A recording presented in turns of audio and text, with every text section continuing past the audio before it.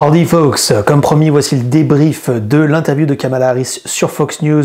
Vous avez les liens en description vers la traduction, j'ai fait le doublage le soir même, quelques heures après l'interview seulement. Le débrief a eu lieu le lendemain sur le podcast des méchants capitalistes, c'était diffusé sur Twitch et maintenant vous avez le replay sur YouTube. Alors le replay, oui, mais le replay condensé. J'étais avec Trump Fake News et toute la clique des méchants capitalistes, Nico, Le Guise et Clément. On a débriefé les meilleurs extraits, on a débriefé l'interview. La chronique complète a duré presque 1 heure et vous pouvez la retrouver sur le Patreon du Guise, les liens sont en description. Mais ici, c'est le condensé. Alors, comment est-ce que s'est débrouillé Kamala Harris sur Fox News? C'est parti. Alors, hier soir, c'était sur Fox News. Il y avait Kamala Harris qui a fait sa première interview, entre guillemets, hostile. C'est-à-dire qu'elle va en terrain ennemi. Et c'est dingue, hein. On est à 3 semaines de l'élection et c'est sa première interview non scriptée, non préparée, ou en tout cas pas avec des intervieweurs qui sont acquis à sa cause. Donc, elle a été interviewée par Bret Baier sur Fox News. Donc déjà, on va commencer par un petit résumé. Comment est-ce que Kamala Harris s'est défendue sur tous les sujets? Eh bien, j'ai une petite compilation de sa défense préférée. Donald Trump voted. Donald Trump. Donald Trump. Donald Trump. Donald Trump. Donald Trump. Donald Trump. Donald Trump. Donald Trump. Donald Trump. And Donald Trump. Donald Trump. President Biden had a fundraiser debate stage. Let's go back to Oil Donald profits. Trump. Donald Trump. Donald Trump. Donald Trump. Ça, c'était en 20 minutes. Donc ça, en 20 minutes, elle a réussi à tout blâmer sur Donald Trump. Donc voilà, vous avez vu le résumé. En gros, si vous cherchez à savoir ses arguments, voilà. Si je puis me permettre pour sa défense, elle a pas mentionné une seule fois « je suis né dans une famille de la classe moyenne ». Ah oui, elle a changé de CD, c'est vrai. Et ça, c'est quand même un exploit. Alors, Kamala Harris, il y a 4 sujets sur lesquels on peut l'attaquer. Déjà, c'est le désastre à la frontière. Elle était en charge de la frontière pendant 3 ans et demi. On voit ce que ça a donné. On peut aussi l'attaquer sur le déclin cognitif de Joe Biden, qu'elle et d'autres démocrates ont caché. On peut l'attaquer aussi sur le fait que ce soit elle qui soit au pouvoir. C'est son parti qui est au pouvoir depuis 3 ans et demi. C'est eux qui sont responsables de ce qui se passe actuellement, malgré qu'elle dise qu'elle veut tourner la page. Et enfin, 4e attaque, c'est ces changements de position entre les positions qu'elle avait en 2019, lorsqu'elle voulait être présidente et qu'elle a participé à la primaire démocrate, et maintenant ces positions où elle a mis beaucoup d'eau dans son vin. Et ces 4 points sur lesquels on peut l'attaquer, Bret Baier ne l'a pas lâché et vous allez voir dès la première question, ça a attaqué sévère. Combien d'émigrants illégaux estimeriez-vous que votre administration a laissé rentrer dans le pays au cours de ces 3 dernières années et demie? Je suis contente que vous souleviez la question de l'immigration, car je suis d'accord avec vous, c'est un sujet de discussion que les gens souhaitent légitimement avoir. Et vous savez de quoi je vais parler? Oui, mais parlons des chiffres. Pensez-vous que c'est 1 million ou 3 millions? Brett, allons droit au but. Le problème, c'est que nous avons un système d'immigration défaillant qui doit être réparé. À cause de Donald Trump. Je n'ai absolument aucune idée des chiffres, donc allons droit au but. Elle peut pas les avouer, les chiffres. Parce que les chiffres, ils ont été publiés par la Border Patrol. Bon, c'est 3 millions. Trump dit que c'est 20 millions. Bon, voilà. Mais les chiffres sont accablants pour son administration. Et du coup, elle est obligée de botter en touche. Et c'est ce qu'elle a fait pendant tout le reste de l'interview. En fait, je pense qu'il était très pragmatique. Il savait, écoute, j'ai 20 minutes. On va pas rentrer dans les présentations. Je vais aller direct au but. Et puis, voilà, il est parti sur son sujet de prédilection. On va aller sur l'immigration. Et en fait, il l'a interrompu souvent. Alors pourquoi il l'a interrompu? C'est pas parce qu'il était impoli ou il a été agressif, c'est parce qu'il connaît sa stratégie. C'est quand tu lui poses une question, elle commence à rentrer dans des détails, elle détaille le détail du détail, c'est qu'à la fin tu te rappelles même plus de la question. Et donc en fait lui il a souvent insisté pour la remettre en fait dans la question, c'est-à-dire est-ce que vous connaissez le nombre d'immigrants illégaux qui sont rentrés dans le pays? Est-ce que vous savez combien vous en avez? Il a essayé d'être très très très factuel parce que elle a cette tendance, c'est à commencer le sujet et à terminer sur quelque chose qui a plus rien à voir. Donc en fait, il a été très bon parce qu'il a toujours amené au sujet et c'est pour ça que finalement elle a été en difficulté. Je crois d'ailleurs que Donald Trump a félicité l'intervieweur pour son bon travail, donc ça veut dire beaucoup. C'est même pire que ça, c'est que Donald Trump a posté sur sa chaîne YouTube après l'interview, il a posté l'interview en un bloc, sans faire d'intro, sans faire de commentaires. Il a utilisé comme publicité pour sa campagne, l'interview. Donc Kamala, elle est attaquée sur le fait qu'elle était responsable de la frontière alors que la frontière est désastreuse. Je tiens à préciser que 3 millions de traversées illégales, c'est la fourchette basse, c'est déjà énorme. 3 millions de personnes en 3 ans et demi qui traversent la frontière, c'est déjà dingue. Mais là où Kamala est attaquée, on l'a dit, c'est sur le fait qu'en 2019, elle était extrêmement woke et que maintenant, on dirait qu'elle est beaucoup plus modérée maintenant qu'elle vise une position nationale. C'est parti avec le clip suivant. Beaucoup de gens se souviennent de ce que vous avez dit en 2019, lorsque vous vous êtes présenté pour la première fois à la présidence. Il y a eu des changements depuis, et vous en avez parlé. Concernant l'immigration, vous avez soutenu que les immigrants présents illégalement dans le pays devraient pouvoir demander un permis de conduire, être éligibles à la gratuité des universités, et être inscrits pour des soins de santé gratuits. Soutenez-vous toujours ces choses. Écoutez, c'était il y a 5 ans. Et je suis très clair que je respecterai la loi. Je l'ai répété maintes et maintes fois. Et en tant que vice-président des États-Unis, c'est exactement ce que j'ai fait. Si tel est le cas, vous avez choisi comme colistier Tim Walz, gouverneur du Minnesota, qui a signé ces mêmes choses dans son État. Donc, soutenez-vous ces initiatives? Nous sommes très clairs. Et je suis très clair, tout comme Tim Walz, que nous devons soutenir et appliquer la loi fédérale. Et c'est exactement ce que nous ferons.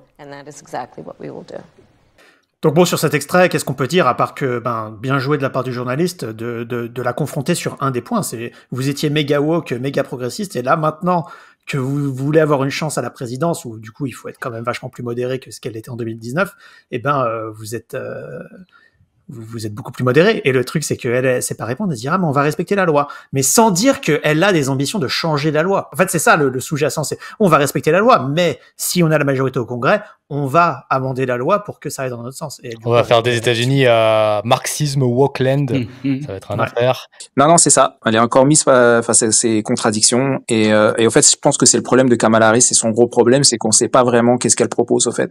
Parce que quand on entend toutes ces anciennes déclarations sur les armes, sur l'avortement, sur les frontières aussi, on ne sait pas vraiment qu'est-ce qu'elle va proposer. Et je pense que ça doit faire peur à beaucoup d'Américains, et même des Américains qui sont peut-être indécis. Parce qu'au moins, quand tu votes Trump, tu sais exactement où tu vas, mais quand tu votes Kamala Harris, tu sais pas quelle Amérique tu vas retrouver, quoi. Bon, on va passer à l'attaque suivante de Brett Baer, je vous passe l'extrait. Que les gens sont épuisés par quelqu'un qui prétend être un leader, mais qui passe son temps à rabaisser les autres, à nourrir des griefs personnels et à faire tout cela une question d'ego plutôt que de se concentrer sur le peuple américain. Et les gens en ont marre de ça. Si c'est le cas, pourquoi la moitié du pays le soutient-il?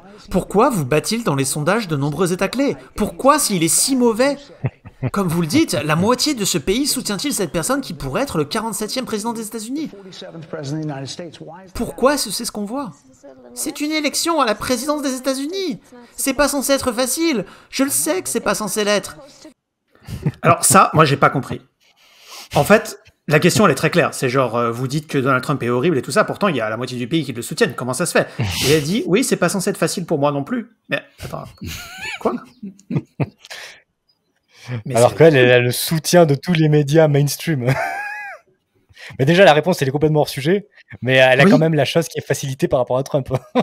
En fait, oui, elle a été facilitée jusque-là, mais la raison pour laquelle elle réussit pas dans cette interview, c'est qu'en fait, elle a jamais fait d'interview difficile de sa vie, et là, elle en paye le prix. Elle a pas les armes pour se défendre. Enfin, elle est pas rodée du tout. La question qu'on peut se poser, c'est pourquoi elle a accepté cette interview pour Fox News, au fait. Parce que moi, j'ai une idée de ça. C'est parce que je pense que tout le monde dans son entourage lui a dit « Yes, Queen, tu peux le faire, t'es la meilleure, ouais, vas-y. » Et du coup, elle s'est fait hyper par son camp, en fait, qui est parce que si vous allez sur le Twitter démocrate actuellement, là, ils disent que c'est la meilleure interview, que Fox News est dans la soute, qu'elle va remporter l'élection, que Donald Trump a rien pour se défendre face à ça. Enfin, tu vois, ils sont dans un déni complet, quoi. Après, moi, je suis pas en train de dire que c'était une interview facile, tu vois. Clairement, elle jouait pas à domicile, là. Mais le truc, c'est que Donald Trump, ça fait 8 ans qu'il joue pas à domicile et il se débrouille beaucoup mieux qu'elle. C'est ça qu'on peut dire. Alors, attaque suivante. Plus de 70% des gens disent que le pays va sur la mauvaise voie. Ils disent que le pays est sur la mauvaise voie. Si c'est sur la mauvaise voie, cette voie suit 3 ans et demi de votre mandat en tant que vice-présidente et Joe Biden en tant que président. C'est ce qu'ils disent. 79% d'entre eux. Pourquoi disent-ils cela? Si vous tournez la page, vous êtes en fonction depuis 3 ans et demi. Eh bien, Donald Trump se présente à l'élection. Mais c'est vous qui êtes en fonction. Allons, vous et moi savons très bien de quoi je parle. Non, de quoi parlez-vous? Ce dont je parle, c'est que durant la dernière décennie... Mais... Écoutez... Allez, niveau. En fait, Kamala elle a tellement l'habitude de parler à des journalistes qui vont dans son sens que genre elle a même pas besoin de s'exprimer, c'est-à-dire mais oui, mais tu comprends ce que je veux dire en fait. Et là en fait lui il met un petit blanc là, il la regarde et là elle est comme qu'est-ce qui se passe, tu vois. Et c'est comme on disait tout à l'heure, elle a pas l'habitude d'avoir un gars qui la contredit, quoi. Brett Baer, il l'a pas lâché parce qu'ensuite il balance la 4e attaque, celle sur Joe Biden. Comment ça se fait que vous ayez soit caché sa sénilité, soit vous l'avez pas vu, et dans ce cas-là c'est votre jugement qui est en cause. Vous dites que Donald Trump est mal intentionné. Vous dites maintenant qu'il est instable. Mais il est instable. Vous dites qu'il n'est pas en bonne santé. Vous dites qu'il n'est pas mentalement stable. Il ne l'est pas. permettez-moi de vous demander ceci. Vous avez dit lors de nombreuses interviews que Joe Biden était en forme, qu'il surpassait son équipe. Quand avez-vous remarqué pour la première fois que les facultés mentales de Joe Biden semblaient diminuer? Joe Biden. Ah, magnifique. Je l'ai vu dans le bureau ovale jusqu'à la salle de crise. Et il a le jugement et l'expérience de faire exactement ce qu'il a fait.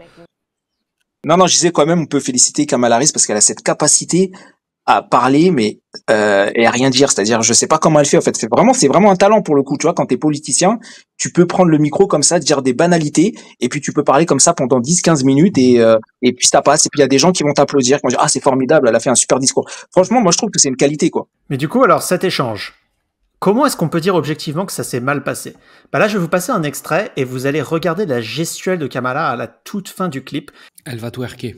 Il a parlé d'enfermer des gens parce qu'ils ne sont pas d'accord avec lui. Nous sommes en démocratie et dans une démocratie, le président des États-Unis, dans les États-Unis d'Amérique, devrait être capable de supporter la critique sans dire qu'il va enfermer les gens pour cela. Et c'est ce qui est en jeu. C'est pourquoi vous avez quelqu'un comme l'ancien chef d'état-major interarmé disant ce que Mark Milley a dit à propos de Donald Trump, c'est qu'il est une menace pour les États-Unis d'Amérique. Oui, c'est ce qu'il a dit dans le livre de Bob Woodward. Oui, laissez-moi... Regardez sa main là, à ce moment-là. Pourquoi est-ce qu'elle se tourne, elle jette un regard dans son staff, et elle leur dit... Elle cherche de l'aide. Calme-toi, ouais.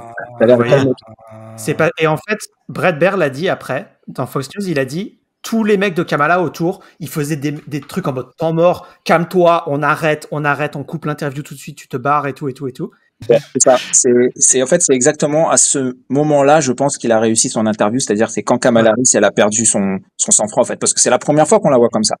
Dans aucune interview, on a pu la voir agressif. Ouais, exactement. Et là, il a vraiment cherché au bout. Et je pense que là, lui, tu le vois très très calme. Il reste droit dans ses bottes. Et en fait, il a réussi son coup là. Oui, et j'avais peur au début, moi, dans les 2-3 premières minutes de l'interview, parce qu'il lui coupait beaucoup la parole. Et moi, je trouvais ça pas très bien joué de sa part. Et pour le coup, il s'est corrigé au bout de 3 minutes. Et sur tout le reste, excellent, cet animateur. Après, là-dessus, tu vois, je prendrais légèrement la défense de Kamala Harris là-dessus.